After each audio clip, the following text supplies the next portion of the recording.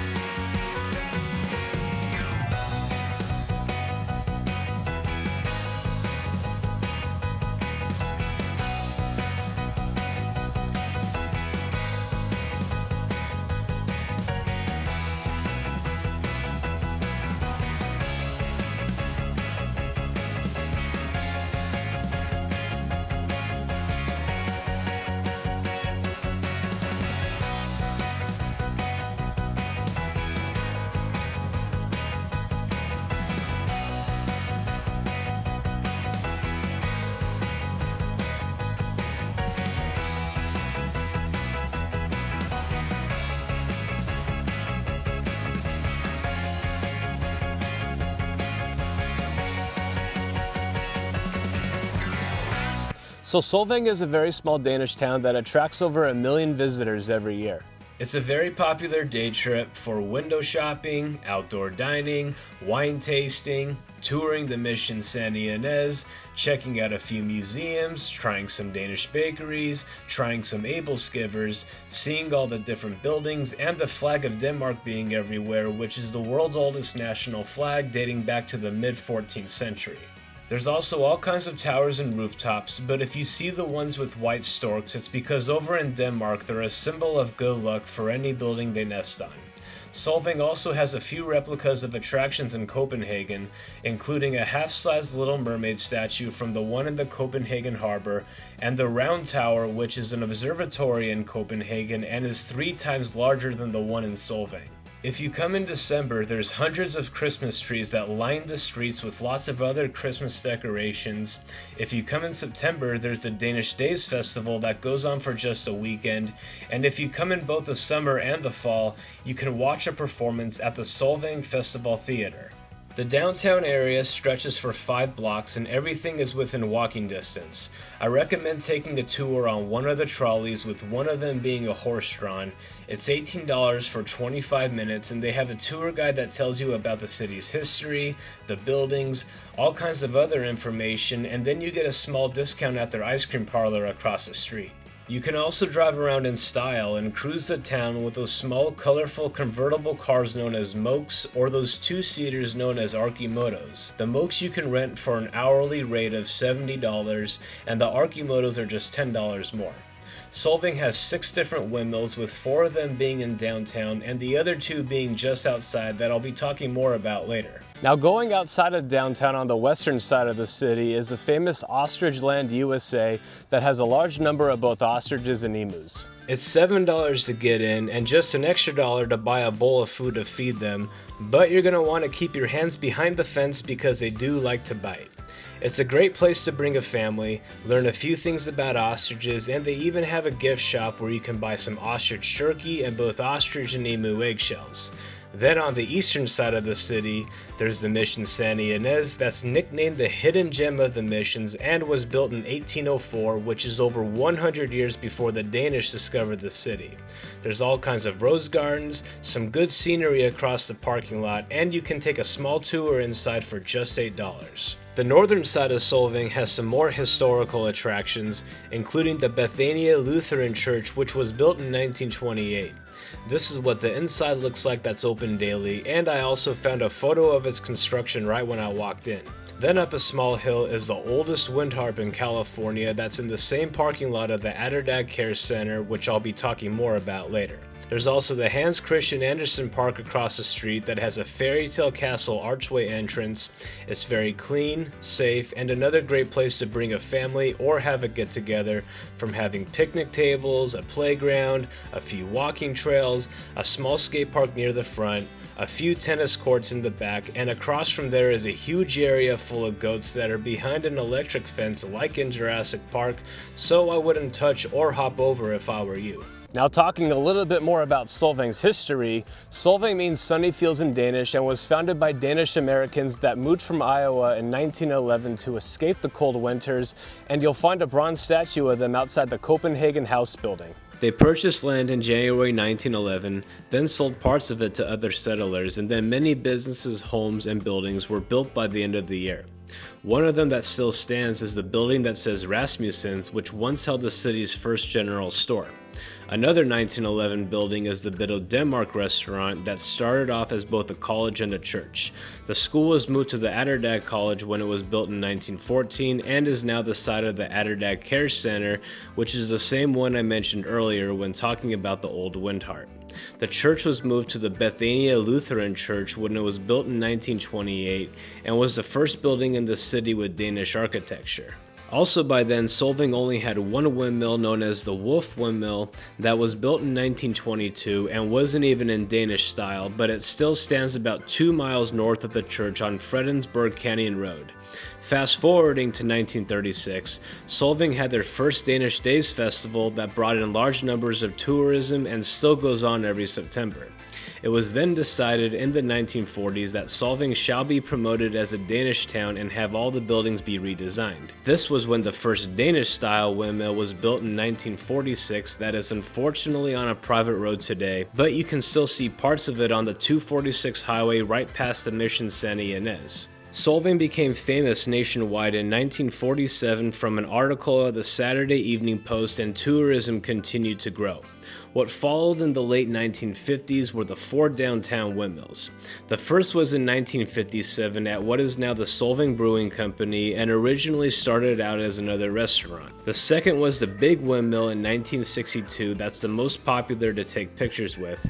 After that was the Blue Windmill in 1964, that's right across from the trolleys. And then lastly was the windmill at the Kronborg Inn that was built sometime in the early 1970s. It was also around this time that the first trolleys appeared in the city during the 1960s, and then the horse-drawn in 1973. Solvang continued to grow over the decades, was incorporated as a city in 1985, and was featured in the popular Oscar-winning movie Sideways from 2004 that also included many other wineries and places in the area. So before talking about some nearby attractions, cities, and wineries, I want to talk about a few transportation options if you're not driving or do not wish to. Uber is always an option, but the problems are the waiting times and the lack of availability. The Ynez transit costs only $1.50 to get on and goes on 2 different routes to all the listed cities. You can transfer at Solvang Park for free, and I have the link in my description if you want to know more. I also want to suggest the 805 taxis that charge roughly $5 a mile. I had a good experience with my ride being clean, and my driver was really cool to talk to. Having said all that, immediately west for a few miles is the city of Buellton that's right on the 101 freeway with more restaurants, wineries, and hotels. One of them that has another windmill is the Sideways Inn, and of course was filmed in the movie Sideways. It had a nice little lobby with some souvenirs, a nice pool area with a jacuzzi, a courtyard with 2 fire pits, a fun restaurant and bar called the Sideways Lounge, and a fitness center that made me feel like I was at a real gym. I stayed in 2 different rooms that were both very clean, comfortable, with one of them having a balcony overlooking the pool. Then about a block away is one of the bus stops for the Ynez Transit, and is only about a 5 to 10 minute drive to Solvang. Then further west for roughly 17 miles is the city of Lompoc that has some good flower fields during the summer along Ocean Boulevard. There's another mission to explore called the La Parisima, an old town area full of murals, and the famous wine ghetto, which are a few industrial style buildings that have over 20 wine tasting rooms.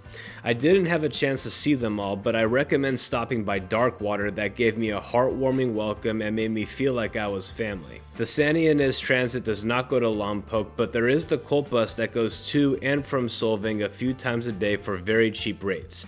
But when you're at the bus stops in Lompoc and want to go to Solvang, be sure to catch the bus that says Wine Country Express, where you can also find the link in my description. Now going east of Solvang is the city of Ynez that goes back to 1882 and has a Western-style old town that's very fun to explore.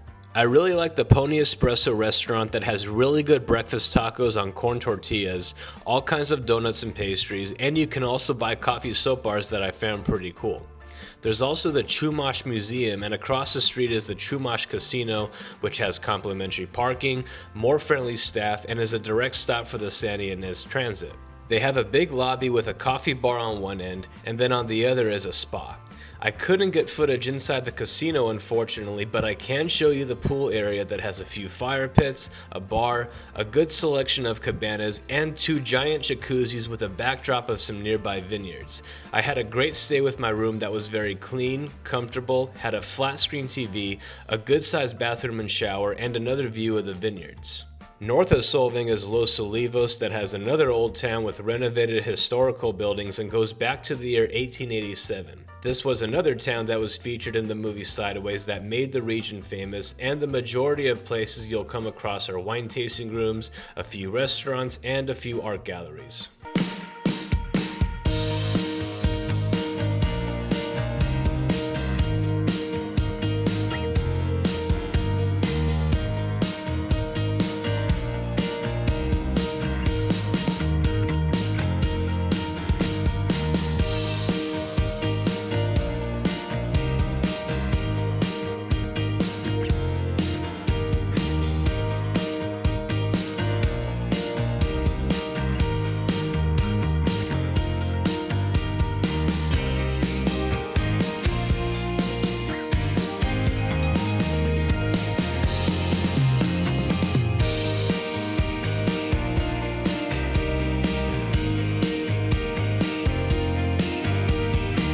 So about 30 to 45 minutes south of Solvang is the city of Santa Barbara that has plenty of more shopping and dining opportunities that I could go on and on about. But what I do want to talk about are the 2 highways you can take getting from there to Solvang, which are full of roadside attractions and pit stops. The first is Highway 154 that goes through the mountains and includes the Lake Kachuma Vista Point that gives you some views of the Bradbury Dam and other parts of the lake, and parking is for free. The recreational center is about a mile away that features a marina, a restaurant, and all kinds of campsites. It does cost money to get in, but you can tour the area free for just 15 minutes or $10 for a day pass. Another good pit stop is the Cold Springs Tavern that's just about a mile off Highway 154 and goes back to the year 1860, and you can really feel the history both inside and out. It's very alive and crowded on the weekends with live music and a combination of tourists, locals, and bikers, and everyone I met was really friendly and easy to talk to. They have really good smoked barbecue that you can really taste on their tri-tip sandwiches, and I can't remember the last time I had nachos that tasted so good that included fresh chicken and their homemade chili. There's a beautiful patio in the back that sits right above a creek, and also a small souvenir shop in the front where you can read about the history of each building. Now if you take Highway 101, you'll drive many miles along the coast before reaching the town of Gaviota that has a very small state beach, and I found it pretty cool how it was right under some train tracks. There's also some camping grounds with tables and fire pits. It's $45 to camp overnight and $10 for a day pass. But if you want to get in for free, you can just park up a small hill and just walk down that maybe takes 10 minutes. Gaviota also has all kinds of hiking trails, including the wind caves next to the state beach, but the only one I went on is the Gaviota trailhead that's very advanced, being about 5 to 6 miles round trip, mostly going uphill, and connects with other hiking trails. It also includes hot springs that you can relax in, but I wouldn't suggest going in if you don't like the smell of sulfur. The good news about this is that it's just over half a mile into the trail, so it's a very easy hike if that's all you want to see. Parking is right off the 101 freeway and is only $2.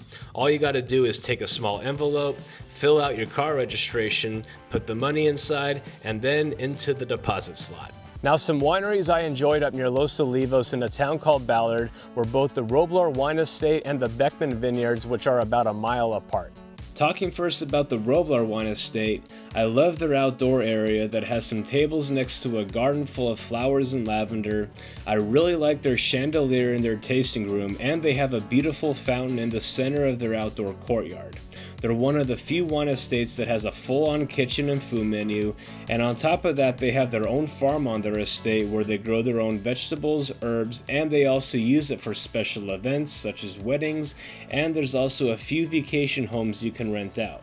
Their food was very fresh, that included amazing garlic hummus with their homemade pita bread, the pepperoni pizza made with honey, and then for dessert they have a strawberries and cream that's made with pistachio streusel. The last thing I want to say is that the staff was great and always made me feel welcomed every time I came back. As for Beckman, their winery is surrounded by scenery and vineyards and has daily vineyard tours for just $20. They also have 2 different ponds, with one of them having a gazebo that you need to reserve, but the views are totally worth it and having the area to yourself. The other pond is roughly just as big, with 3 more gazebos above them that all give you partial views, and you don't need a reservation for any of them. In between both ponds are 2 outdoor decks that offer more good scenery. I had some great laughs with the staff, who were super friendly and very fun to joke around with, and I also really like their colorful angel in the back that you can take pictures with. I also enjoyed going to the Brick Barn Wine Estate in Buellton that used to be an Arabian horse farm in the 1970s. They often have live music on their outdoor patio with lots of couches, where I enjoyed a glass of wine with one of their charcuterie boards, and I also like their fireplace tables. They also have a nice indoor room with a fireplace, another lawn area with more outdoor seating, and in the front are more tables that sit right next to their vineyards, where I had a 3-glass wine flight. I also want to say that the staff was great to talk to both times that I visited, and location-wise it's very easy to get to, being just about a mile from the Buellton City Center. Then there's the Folded Hills Winery, which is a short drive south of Buellton and right off the 101 highway. I really thought everything was beautiful, with the trees, the white umbrellas, the sand, and the live music that all made a great atmosphere. They have the Santa Barbara Woodfire Catering Company that makes really good wood-fire pizza, and are located at the Captain Fatty's Brewery 29 miles south in the city of Goleta, in case you ever want to stop by. Another unique feature of Folded Hills is their farm across the street that has pigs, goats, a llama, a donkey, and you can even feed them a basket of carrots that you can buy for $5 inside their store. I found their store very worthy of checking out, that had all kinds of different honey, some olive oil, lotion, candles, and all kinds of other good stuff. Now, an attraction I suggest you try in Buellton is the Highline Adventures that's only been open for a year. They have a ziplining course that has 3 different lines, with the very first starting at 400 feet high with panoramic views of the valley, and it's also the longest zip line, being roughly 3,000 feet, where you can also fly over a small field of protea flowers that are native to both Australia and South Africa. I also want to mention that their third line is the fastest in California, where you can reach speeds up to 55 miles per hour. All the staff were very fun to talk to and make you feel relaxed before going down. There's also the adventure course that's much harder than it actually looks, and you'll get a good balanced workout from walking on all the ropes. The course has different sections that all have different kinds of obstacles. The one I took had swings, ladders, going through hula hoops, a giant net, and so much more. To be prepared, I suggest bringing a good pair of shoes for foot support, and they have gloves that you can buy for $5. Highline also has a walking tour of the flowers and also a helicopter tour that's brand new. Lastly, if you book a combination of any 2 activities, you get 20% off, and you can click the link in my description for more information. So this is the end for my first video with Solvang, and in my next one I'm going to be talking all about where to eat, where to stay, where to shop, and so much more. Thank you for watching, and stay tuned for my next video of Downtown Solvang coming soon.